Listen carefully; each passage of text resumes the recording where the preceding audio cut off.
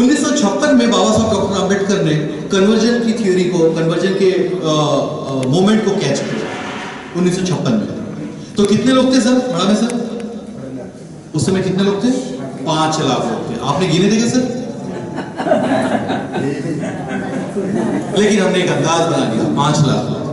अब मैंने तो बाबा साहब को देखा नहीं, आपने बाबा साहब को भी नहीं देखा, लेकिन हम लोगों ने ये मान लिया कि 5 लाख लोग उस समय बाबा साहब ने दीक्षा ली, और ये पूरे हाईएस्ट बड़े बड़े पेपर्स, न्यूज पेपर्स में भी उसके बारे में बताया गया। दूसरी इंपॉर्टेंट बात, अक्टूबर 1956 में बाबा साहब ने जब दीक्षा ली तो 6 दिसंबर को बाबा साहब का देहांत हुआ। उसके बाद में इन बिटवीन बाबा साहब ने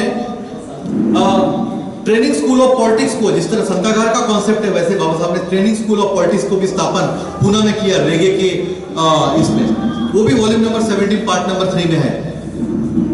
ये समझना पड़ेगा कि बाबा साहब कितना एक्यूमेन रखते थे कि पॉलिटिक्स पे लोग जाने चाहिए तो कैसे होने चाहिए, तो उसमें प्रज्ञाशील और करुणा कैसी होनी चाहिए, उसमें एथिक्स कैसे होनी चाहिए, उसमें मोरालिटी कैसे होनी चाहिए। ये बाबा साहब ने उसका संविधान बनाया था कि पार्लियामेंट में जाने वाला, रिप्रेजेंट करने वाला जो मेरा लोग है वो कैसा होना चाहिए, उसका ट्रेनिंग होना चाहिए बाकायदा। और उसके ट्रेनिंग स्कूल ऑफ पॉलिटिक्स जिसको बाबा साहब ने नाम दिया था, वो पुणे में एस्टेब्लिश किया था 57 में, 54 में 54 में बनने के बाद नवंबर 57 में बाबा साहब ने समय दिया था कि 56 में बाबा साहब ने दिसंबर 56 में बाबा साहब ने बोला था कि मैं वहां पे जाऊंगा और वहां पे लोगों को ट्रेन करूंगा। और किसके ऊपर ट्रेन करूंगा? तो बॉडी लैंग्वेज के ऊपर ट्रेन करूंगा, कम्युनिकेशन स्किल के ऊपर ट्रेन करूंगा। ऐसा बाबा साहब ने कहा था, मैं नहीं कह रहा, अपने हाथ की बात नहीं लगा रहा हूं। कहने का तात्पर्य इतना है साथियों कि बाबा साहब का विजन कितना बड़ा था, ब्रॉड था, कि बाबा साहब को वो विजन था कि मेरा जो रिप्रेजेंट करने वाले लोग जो है वो लोग कैसे होने चाहिए। ये दूसरी बात। तीसरी और इंपॉर्टेंट बात, तो बाबा साहब के जो दीक्षा दी थी, तो बाबा साहब, ये इंपॉर्टेंट बात समझने के लिए मैं आपको, अभी आखिरी के पड़ाव में हूं, मैं आखिरी पड़ाव में अपनी बात को समाप्त करूंगा। इस बात को समझना बहुत जरूरी है, और खासकर यहाँ पे बैठी मेरी माता बहनें और मेरे ताई लोग जो बैठे हुए हैं उनको समझना बहुत जरूरी है। और यहाँ पे जो पुरुष वर्ग बैठा हुआ है उसको मैं आज कुछ इंपॉर्टेंट इंडिकेशन देना चाहता हूँ। इंडिकेशन को क्या कहेंगे सर? दिशा या इंडिकेट करना चाहता हूं, आपको बताना चाहता हूं। हमें बड़ा अच्छा लगता है कि हम लोग इक्वालिटी की बात, इक्वालिटी में बिलीव करने वाले लोग हैं, समानता में बिलीव करने वाले लोग हैं, लेकिन खेद के साथ कहना पड़ता है ये सिर्फ कागजों पे और पिक्चरों में या फिर सुनने के लिए ये अच्छा लगता है। वैयक्तिक जीवन में हम लोग इक्वालिटी नहीं करते साथियों। उसका जीता जागता उदाहरण अगर आपको देखना है तो बाहर में जाइए, अपने घर में ही देख लीजिए हम कैसा बिहेव करते हैं, या हम लोग कैसा उसके ऊपर उसको जी रहे हैं। ये बहुत बड़ा उदाहरण है। अच्छा होगा मेरी वाइफ बैठी हुई नहीं है, तो बोले रहती तू क्या बोल रहा है तो मैं उसका ज्यादा बेनिफिशियरी हूं, आज वो यहाँ पे नहीं है। तो कहने का तात्पर्य यह है कि 1956 में बाबा साहब ने जब दीक्षा दी तो 5 लाख लोग थे सर वहां पे। जब बाबा साहब का देहांत हुआ तो सुनने में आया कि 6 लाख के ऊपर लोग थे वहां पे, बराबर है सर? जो बुजुर्ग साथी है यहाँ पे वो बता देंगे। तो 6 लाख लोग थे। बाबा साहब का जब दिन देहांत हुआ और बाबा साहब को जब वहां पे जलाया गया, अग्नि दी गई, तो 6 लाख लोग थे साथियों, जिसको बुलाया गया नहीं था लोगों को। और कॉन्ट्ररी ये कहते हैं बड़े बड़े लोग, कल ही पढ़ने में आया, बीसी कामड़े साहब भी कहते थे, जेबी पवार भी कहते हैं उनके लिखान में, वो ये कहते हैं कि अगर तिलक, नेहरू और गांधी जब एक्सपायर्ड हुए थे तो लोगों को प्रेस में न्यूज दिया गया था कि बड़े पैमाने पे आप इस फ्यूनरल में आइए। बाबा साहब के समय कोई न्यूज नहीं दी गई थी। लोगों का जल समाज जो है वो अपने आप ही उमड़ पड़ा था। तो जब बाबा साहब का देहांत हुआ तो 6 लाख के ऊपर लोग थे। दूसरे दिन यानी 7 तारीख को जब बाबा साहब की राख ले जा रही थी और उसके ऊपर काफी विवाद हुआ था, तो एक अलग विषय जिसके ऊपर हम कभी संतागार में काफी बाद में इसके ऊपर डिस्कशन करेंगे, जो बहुत ही शोकांतिका है कि ऐसा उसके ऊपर भी विवाद हुआ था। तो एक इंपॉर्टेंट बात बताना चाहता हूं विश्वजीत में कि जो उस दिन 7 तारीख को जब रात का जब ये हो रहा था, तो उसी समय भदंत आनंद कौशल्या जो है वो 3 से 3.5 लाख लोगों को दीक्षा देने का कार्यक्रम किया गया। Am I right or wrong, sir?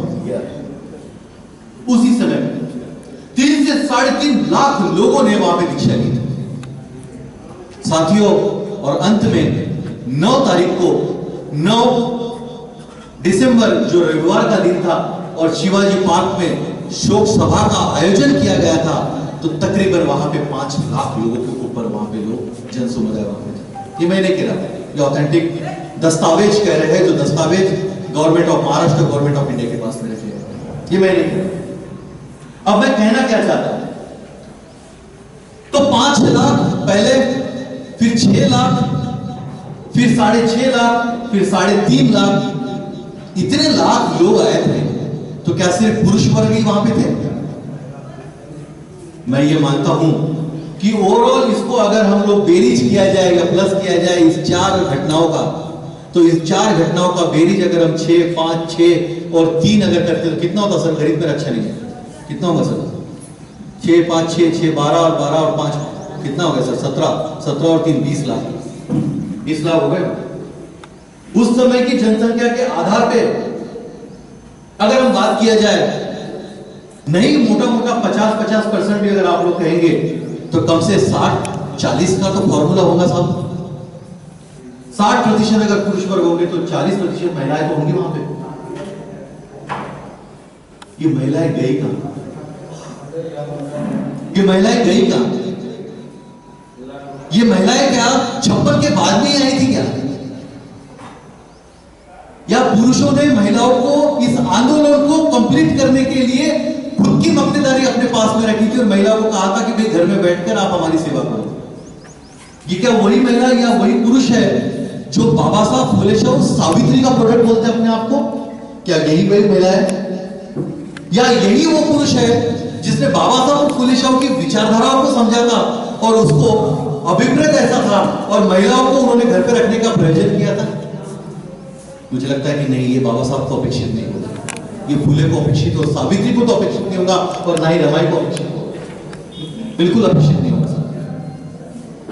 लेकिन हमने, सॉरी टू से मैडम, लेकिन जब मैं आपको सुन रहा था और मैंने जब वो जब्बार पटेल का भी पिक्चर देखा, तो वहां पे रमाई का जो अप्रोच है, रमाई का जो प्रेजेंटेशन है, रमाई का जो कैरेक्टर है, वो रमाई का कैरेक्टर ये हर समय जो है ये अबला दुबली और हर समय उसको इमोशनल नारी करके ही प्रोजेक्टाइल किया गया है साथियों। जिस बाबा साहब को, जिस महिला ने पूरे अपने लाइफ स्पैन में हर एक चीज के लिए बहुत बड़े लेवल पे अगर उसको बैकबोन करके अगर खड़ी रही, तो मुझे लगता है कि उसकी जैसी स्ट्रॉन्गेस्ट महिला इस देश में पूरे नहीं होगी। फुले अगर अपनी पूरी लाइफ में अगर बहुत बड़ा अगर श्रेय अगर फुले के डेवलपमेंट को जाता है, फुले की प्रगति और फुले की विचारधारा को जाता है, मैं महात्मा फुले की बात कर रहा हूं, तो उसका सबसे बड़ा श्रेय अगर किसी को जाता होगा तो वो सावित्रीबाई फुले को जाता है साथियों। इसलिए आज मुझे खेत के साथ ये कहना पड़ा, जब मैं महिलाओं को यहाँ पे काम देखा तो मुझे उस बात को लगा कि मेरा जो ब्रांड है आज का यूएसपी जो है, वो यूएसपी मुझे बेचना जरा, उसके लिए बेचने वाले जो लोग हैं वो कम है। बट इन महिलाओं के ऊपर मेरे को विश्वास है, क्योंकि ये बात मेरी बीवी को और मेरी वाइफ को मैं ये बता के आया हूं कि आज मैं ये कहने जा रहा हूं। तो मैं ये बात इसलिए बता रहा हूं साथियों आपको, ये जो 40% महिलाएं गई कहां, तो ये गई नहीं, इस विचारधाराओं को उन लोगों ने स्टडी नहीं किया प्रॉपर्ली, इस विचारधाराओं को स्टडी नहीं किया। अंत में एक इंपॉर्टेंट बात बाबा साहब की आपके सामने बाबा साहब के शब्दों में रखकर अपनी बात को समाप्त करूंगा, लेकिन उसके पहले एक इंपॉर्टेंट समय है सर, 10 क्योंकि मैं इंपॉर्टेंट बात रखना चाहता हूं और मेरा जो है वो इंजन जो है वो गीतांजलि एक्सप्रेस जैसा ही है। जब मुझे लगता है कि समय नहीं है तो मैं अपनी बात बहुत सुपरफास्ट लेवल पर रखना चाहता हूं।